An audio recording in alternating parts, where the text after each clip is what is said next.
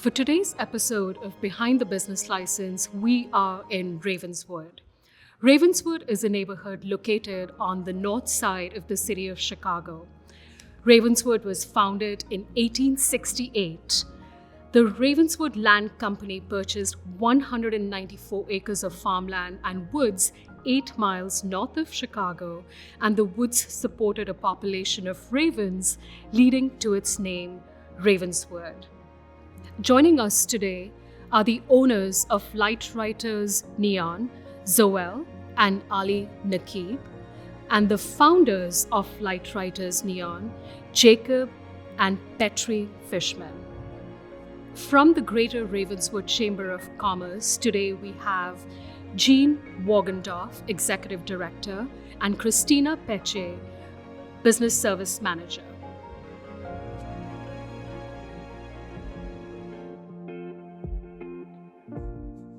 We started back in '77, and I got into neon basically because I was always in love with light and color, and that seemed to drive me into doing photography for many, many years. And one of the last things I did in photography was a technique called painting with light, where you run around in the dark with a flashlight. And in showing some pictures of this, somebody said to me, "Oh, you make neon art." And it was like, yeah, that's what I do. And so we started making a neon factory. One of the first places I saw it done was at a company here in Chicago, where I walked in to get a piece repaired. And I watched the glass blower put the glass in the fire, and it put a hook in me. I just had to try it. I just had to do it. So from that point, I started a quest to try to find out, well, where do I learn? How do I learn? And fortunately, the Art Institute of Chicago had just opened a small neon facility to teach students. So I went down there, poked around, and learned as much as I could. After that, I found a fella that was at a sign shop willing to give me some lessons. He taught me how to make the letter A. And then he left, and he said, "Go buy 50 pounds of glass, and when you're finished, call me." And so I made them over and over until I had a giant box of the letters A. Some of my first clients were restaurants in Chicago, the Let Us Entertain You restaurants, the Levy restaurants. We did a bunch of neon for that. It seemed that the pieces that we were doing were more artistic in nature than signs, and we were just getting all this work that fell through the cracks of the big companies, which was really nice. Nowadays, we're doing a lot of conservation with neon art in museums, and museums are basically one of our main clients. And it's very interesting that there has been a resurgence in neon art lately as LEDs have taken over the sign industry, and more artists have gotten involved with it, and a lot of small shops. One of the problems today in neon education, when people come out of the schools, is once they've learned, they're out and they can't get back into practice. And it's, for an artist to set up a whole facility to make neon is very difficult. So what we're providing now is a place for people to learn and to come and use benches and equipment, on a low basis, rather than having a shop that you have to maintain every day of the year. They can come here once a week or every other week and have a place to work.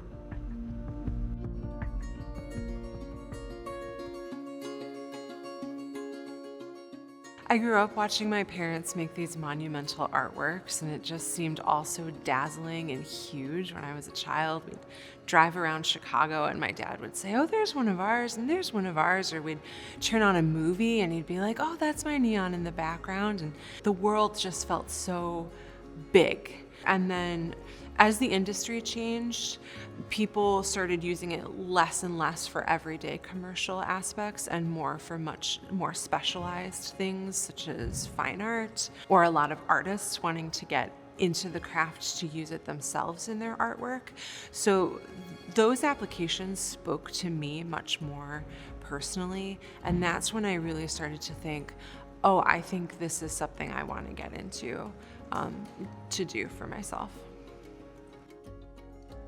It's always felt special to be a part of this family. And I think that it's been really wonderful to just sort of be able to recraft the business a little bit to work for a different type of community. We hope that she's successful, and I'm sure she will be, because she's been active doing this for quite a while. And coming in and transforming this space has been a lot of work, and I think it's really a fun place to come to. And she's set up to go, and there are people doing it, and is getting the ball rolling, and I think it's gonna work. There's been a lot of excitement building the new studio. I kind of find it our personal happy space, and I hope it stays that way, for years to come. We invite diversity wholeheartedly. We want every type of student to come give this a try, because you never know what you might come out with. You might come out with a new form of artistic expression for yourself. You might decide that creating renditions of your children's drawings in neon is your calling in life, and that would be wonderful. We're really hoping to just bring in as many new voices and new ideas into the craft as possible. At Lightwriters Neon, we offer classes for everyone from the beginner to the advanced student, artists that want to just come in and add some glow to their work, or people that are looking for sort of a weekend getaway craft. We have all sorts of different levels of experiences here, so we just welcome everybody in. In addition to classes, and private lessons, we also offer services in creating custom neon artwork, repairs, and conservation for existing works. We connected with the Greater Ravenswood Chamber of Commerce because we were really looking for help getting the word out about what we're doing, and also some support in finding the resources that we needed to get our business up and running. Yeah, we had a good experience with the business licensing. We got a good deal of help from the Greater Ravenswood Chamber of Commerce. When we were looking to obtain our business license, we reached out to them to make sure that we had all the right information we needed, that we were connecting with the right stakeholders, and that we had covered all of the basics that we needed to do to get that license.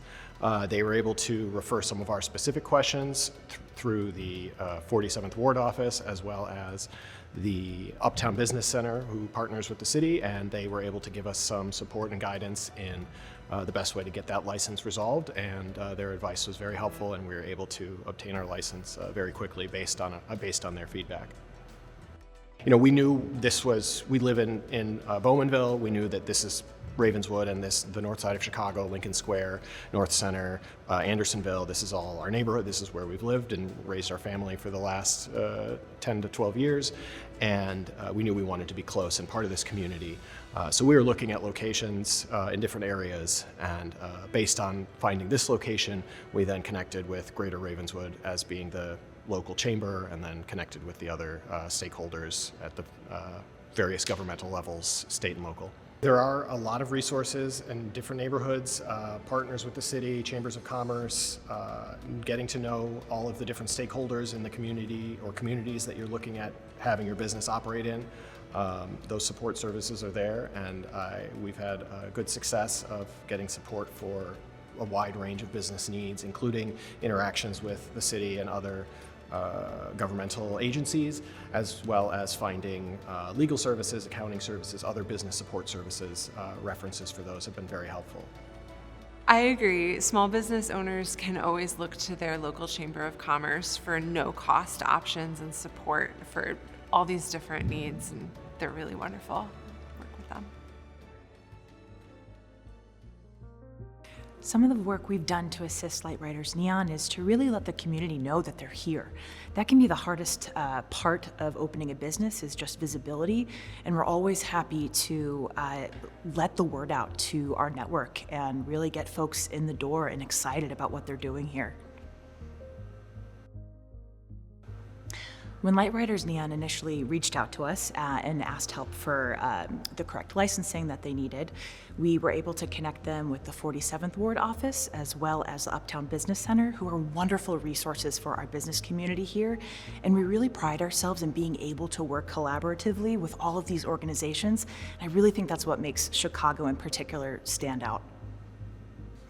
Opening up a business can be very challenging, and these are some of the hardest working entrepreneurs, I think, in the country. So whatever services we can provide to help them feel supported, the better. That can be promotional and marketing services, making sure that they're connected within city ordinances that they need to follow, and just making sure that they can rely on their community to help them do business the way that they want to and see the success that they dream of. We at the Greater Ravenswood Chamber of Commerce know that we're not alone. There's over 60 NBDCs in the city, and the more that we can collaborate together and share ideas with the common goal of supporting our small businesses in the community, the better. So at the Greater Ravenswood Chamber of Commerce, our NBDC provides a variety of services to local businesses. Everything from helping get your business started up, to navigating local government, to local marketing strategies, B2B referrals, and anything in between. We also produce a variety of special events designed to increase community engagement and promote local businesses, including the Ravenswood Art Walk, Ravenswood on Tap Craft Beer Festival, and our Small Business Saturday Holly Jolly Trolley. I think Lightwriters Neon is a perfect fit for Ravenswood, and specifically the Ravenswood Industrial Corridor. This area here has a long history of being a hub for makers and artists and manufacturers of all kinds. And what's exciting about attracting a business like Lightwriters here is that it shows other creative entrepreneurs in Chicago that this is a community where their businesses can thrive and grow and will be welcomed. It also fits in really well with the other mix of businesses we have along Ravenswood Avenue. Aside from creating custom signage and restoring existing vintage signage, Lightwriters also has these amazing open to the public classes that are the only place in Chicago and one of the only places in the US where you can come sign up for a public class and learn this art. So it fits in perfectly with some of our established institutions like Lil Street Art Center and Chicago Glass Collective and the Chicago School of Shoemaking and Leather Arts. They help to make this an even more special neighborhood, and we're excited about their success encouraging more entrepreneurs to join our community.